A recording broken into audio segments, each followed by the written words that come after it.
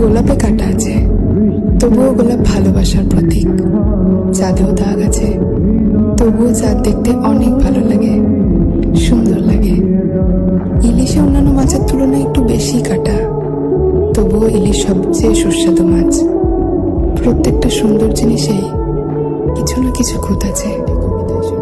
আসলে কেউই পারফেক্ট হয় না, নিজের মতো করে পারফেক্ট বানিয়ে নিতে হয়, সেটা কোনো জিনিস হোক বা কাছের মানুষ।